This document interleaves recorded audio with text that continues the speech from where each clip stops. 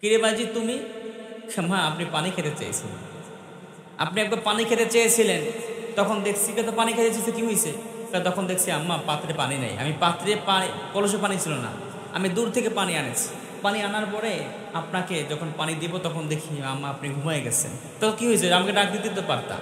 কেন আম্মা আপনার ঘুমে ডিস্টার্ব হবে না?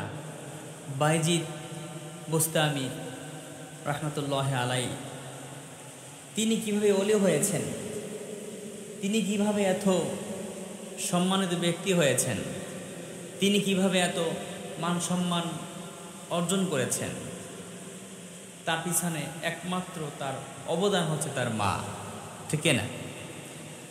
একমাত্র পিছনে তার অবদান হচ্ছে তার মা। আমরা আমাদের বাবা মার সাথে ভালো ব্যবহার করি না, আমাদের বাবা মাকে বেশি অতটা মূল্যায়ন করি না, কিন্তু আল্লাহ পাকের হাবিবের কাছে বলা হইল, ইয়া রাসূলুল্লাহ, ইয়া হাবিবাল্লাহ, আল্লাহ এবং আপনার পরে আমরা সবচাইতে কাকে বেশি প্রাধান্য দেব, কাকে বেশি ভালোবাসব, মহব্বত করব, বেশি প্রাধান্য দেব? তখন আল্লাহ পাকের হাবিব বলছে মা, তারপরে মা, তারপরে মা, তারপরে বাবা, এভাবে 3 বার বলেছে যে মার কথা। কিন্তু আজকে দেখা যাচ্ছে সমাজের ভিতরে সবচেয়ে অবহেলিত জায়গায় আছে আমাদের বাবা এবং মা, ঠিক কিনা বলেন? আমাদের বাবা মা অবহেলিত পাত্র হয়ে আছে, এজন্য আমাদের এত অভাব অবাটন, এত সমস্যার সম্মুখীন আমরা হতেছি। বাইজিদ বুস্তামি রহমতুল্লাহ আলাই তিনি এত কিভাবে দামি হলেন, তিনি এত কিভাবে সম্মানিত লোক হলেন, সে সম্পর্কে আজকে তারই একটি ঘটনা আজকে আমরা শুনবো ইনশাআল্লাহ। শুনতেছেন তো?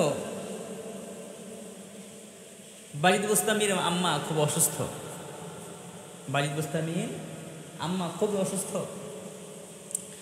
তখন অসুস্থ থাকাকালীন বলতেছে, বাইজিদ আমার একটু পানি খেতে মনে চাচ্ছে, একটু পানি দিতে পারো বাবা, আমাকে একটু পানি দাও, পানি তৃষ্ণা লেগেছে। তখন ছোট্ট বাইজিদ 7 থেকে 8 বছর বয়স এরকম, দেখতেছে যে বাসায় পাত্রে কলসিতে পানি নেই। কি নাই? কথা বলেন, কি নাই? কলসিতে পানি নাই। এখন দূরে গেছে পানি আনার জন্য, কলসে পানি নাই, আমু পানি খেতে চাইছে, কলসে পানি নেই। এরপরে দূরে, এটা কিন্তু বাইজিদ বুস্তামির ঘটনা বলতেছি, শুনতেছেন তো? দেখেন তাদের আদর্শ, নীতি আদর্শ কত সুন্দর, আর আমাদের আদর্শ কত সুন্দর, রাত দিন তফাৎ। আমাদের আদর্শ বাবা, এটা বলা যাবে না, মানুষ ঘৃণা করবে আমাদেরকে, আমাদের আদর্শ এত খারাপ হয়ে গেছে, ঠিক কিনা বলেন? তো বাইজিদ বুস্তামির আম্মা বলতেছে, বাবা আমার পানি তৃষ্ণা লেগেছে, পানি খাওয়াতে পারো? এরপরে বাইজিদ বুস্তামি দেখছে যে কলসের পাত্রে পানি নাই, দূরেই পানি আনতে গেছে। শীতকাল, মাঘ মাসের শীত, কনকনে শীত, ছোট্ট বাইজিদ 7 বছরের বয়স, দূরে পানি আনতে গেছে। দূরে পানি আনতে যাওয়ার পরে পানি এনে দেখে, পানি আনছে, পাত্রে ঢালছে, এখন আম্মুর কাছে নিয়ে যাবে, নিয়ে যেয়ে দেখে যে অসুস্থ আম্মু তো ঘুমিয়ে পড়েছে। আম্মু মানে মা ঘুমিয়ে পড়েছে, মা ঘুমিয়ে পড়েছে। এখন ছোট বাইজিদ, এখন যদি আম্মু 1 নম্বর হচ্ছে অসুস্থ, এখন যদি আম্মুকে ডাক দে, মা তুমি পানি খেতে চেয়েছিলে না, তার ঘুমে ডিস্টার্ব হতে পারে, ঠিক না? তার ঘুমে ডিস্টার্ব হতে পারে, এজন্য ডাক দেয় নাই বাইজিদ বুস্তামি, এজন্য তার মাকে ডাক দেয় নাই।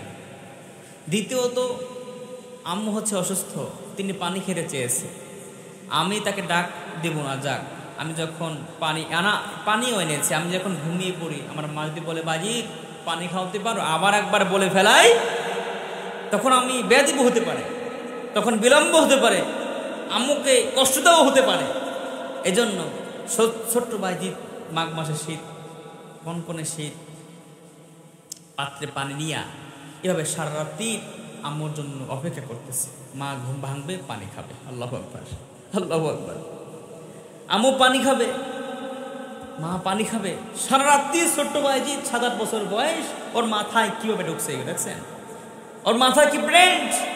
আম্মুর জন্য কত ভালোবাসা, ত্যাগ, তিতিক্ষা কাকে বলে। ছোট্ট বাইজিৎ এভাবে পানি পাত্র নিয়ে আম্মুর জন্য, আম্মু পানি খাবে, অসুস্থ আম্মু, একবার বলেছে ঘুমিয়ে পড়েছে, কিন্তু থাক আমি সারা রাত্রির এভাবে জেগে থাকবো আর আম্মুর জন্য ওয়েট করবো, আম্মু যখন ঘুম ভাঙবে আমার আম্মু তখন পানি খাবে। এভাবে সারা রাত্রি বসে আছে, পানির পাত্রে নিয়ে এভাবে সারা রাত্রি দাঁড়িয়ে আছে। বাইজিদের আম্মু তো অসুস্থ, ঘুমিয়ে আছে। ঘুম ভেঙার পরে, কিরে বাইজিৎ তুমি? মা আপনি পানি খেতে চেয়েছিলেন, আপনি একবার পানি খেতে চেয়েছিলেন, তখন দেখছি তো পানি খেতে চেয়েছে, কি হয়েছে?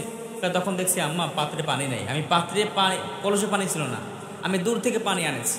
পানি আনার পরে আপনাকে যখন পানি দিব তখন দেখি আম্মা আপনি ঘুমাই গেছেন। তো কি হয়েছে? আমাকে ডাক দিতে তো পারতা। কেন আম্মা আপনার ঘুমে ডিস্টার্ব হবে না, এই জন্য আপনাকে ডাক দেই না। আপনার ঘুমে ডিস্টার্ব হবে এই জন্য আপনাকে ডাক দেই না মা। আমি তো, তুমি যে ঘুমিয়ে পড়তা। না মা, আপনি যে পরে পানি চাইতেন তখন আমার যদি বিলম্ব হইতো দিতে, কষ্ট হইতো না আপনার? আপনার কষ্ট হইতো না? আপনার কষ্ট হইতো না আম্মা? এই জন্য আপনাকে আমি সারা রাত্রি আপনার জন্য পানি নিয়ে এভাবে দাঁড়িয়ে আছি। আম্মা সারা রাত্রি এইভাবে পানি নিয়ে এইভাবে দাঁড়িয়ে আছে, আপনি কখন পানি চাইবেন আমি সঙ্গে সঙ্গে বিলম্ব না হয় আপনাকে সঙ্গে সঙ্গে পানি দেব, এই জন্য এভাবে দাঁড়িয়ে আছে। এই সিস্টেম, এই আদর্শ, এই লাইফ দেখে বাইজিদ বুস্তামের মা কেঁদে ফেলেছে। তখন বাইজিদ আম্মু যেখানে ঘুমন্ত অবস্থা ছিলেন সেখানে বাইজিদ বুস্তামকে শোয়া নামাজে চলে গিয়েছে। ফজর আজান দিয়েছে, নামাজ পড়বে, নামাজে উঠে দেখে এই কাহিনী। তখন বাইজিদকে শোয়াইয়া 2 রাকাত নামাজ পড়িয়া বলতেছে, আল্লাহ রাব্বুল আলামিন, আল্লাহ রাব্বুল আলামিন আমার সন্তান আজকে যা করলো, আমার সন্তান আজকে যা করলো আমি খুশি হয়ে গেছি আল্লাহ, আমি খুশি হয়ে গেছি আল্লাহ, তুমিও খুশি হয়ে যাও না। আমার সন্তানের জন্য আমি খুশি হয়ে গেছি, সন্তান আজকে যা করেছে আল্লাহ আমি খুশি হয়ে গেছি আল্লাহ, তুমিও খুশি হয়ে যাও। রব্বুল আলামিন আমার সন্তানকে সুলতান আরিফিন বানায় দাও, আমার সন্তানকে তুমি নিকার সলহিন বানায় দাও, আমার সন্তানকে তুমি নিকার সলহিন আবিদা সলহ বানায় দাও আল্লাহ, আমার সন্তানকে তুমি ওলি হিসেবে কবুল আর মঞ্জুর করিয়ে নাও। জোরে কন্যা সুবহানাল্লাহ। এই বলার সাথে সাথে বলেছে মাও তো সেরকম মা, ঠিক কি না? মাও তো সেরকম পাওয়ারফুল মা, মুখে এক অন্তর আর এক, এরকম মা না। তাদের মাও ছিল 1 নম্বর সলেহীন দিনদার আবেদা সলেহা মা, বললে হয়ে যেত। মসজিদে আবুদ দাওয়ার মতো তারা ছিল না, অর্জন করে নিয়েছে, ঠিক কিনা বলেন? তারা ছিল না, অর্জন করে নিয়েছে। বাইজিদ বুস্তামের মা অর্জন করে নিয়েছে, তাদের মা আর আমারও মা, আমাদেরও মা। আলহামদুলিল্লাহ আমার আম্মা খুব ভালো আছে আমার আম্মু আলহামদুলিল্লাহ খুব ভালো, আবেদা সলেহা। আর এই বন্ধু আসতে পারতাম না, আমি যে খারাপের খারাপ আমি যে বদের বদ, আমার এখানে আসা সম্ভব ছিল না। একমাত্র আমার আম্মু এবং বাবা মার দোয়া, ওস্তাদের দোয়া, পীর আউলিয়ার দোয়ার মাধ্যমে বদৌলতে আজকে এই চেহারা বেসেছি। আজকেই আমি চেহারা বেসেছি একমাত্র আমার বাবা মা, ওলি আল্লাহ, এদের দোয়ার কারণে। আলহামদুলিল্লাহ আমি কখনো ওলিদের সাথে বা আমাদের ওস্তাদ পীর আউলিয়া যারা আছেন ওস্তাদের সাথে, বাবা মার সাথে কখনো ব্যাধিমূলক আচরণ আমি আজ পর্যন্ত করি নাই, ইনশাল্লাহ করবেও না। আমি বেঁচে থাকাকালে ইনশাল্লাহ করবো না, এটা আমার সিদ্ধান্ত বা এটা আমার চেষ্টা সাধনা, বাকিটা আল্লাহর ইচ্ছা, কখনো করবো না ইনশা আল্লাহ। যাই হোক, এটা আমি এমনি বললাম, আপনারা কখনো বেয়াদবি করবেন না। বাবা মা হচ্ছে অনেক অমূল্য রতন, বাবা মা হচ্ছে অমূল্য রতন। বাবা মা যার না সে বুঝে আসলে বাবা মা না থাকাটা কি জ্বালা। আপনি মনে করতে পারেন যে বাবা তো বাবাই, কিন্তু আপনার বহুত অন্যায়, বহুত অপকর্ম আপনার এই বাবার জন্য আপনি মাপ পান, ঠিক না? আপনার বহুত অন্যায়, বহুত অপকর্ম আপনি আপনার বাবার পরিচয় দিয়ে আপনি মাপ পান। বাবা যদি অসুস্থ থাকে তখন ও মনে হয় যেন আমার মাথার উপরে কি যেন একটা বট গাছের ছায়ার মতো একটা আছে। মা আছে মুরগির বাচ্চার মতো, সব ভালোবাসা মোহাব্বত দিয়া আগলায় রাখে, ভালোবাসা মোহাব্বত করে, ঠিক কিনা বলেন? এজন্য আদর্শওয়ালা হতে হবে, বাবা মার খায় খেদমত করতে হবে। আল্লাহ পাক হাবিব বলেছে 3 বার, মা খেদমত করবা কার? মা খেদমত করবা কার? মা খেদমত করবো কার? মা। তারপরে কার? বাবার। 3 বার মার কথা বলেছে। সে মাকে আমরা অবহেলিত পাথর হিসেবে রেখে দিয়েছি, কথা শুনি না।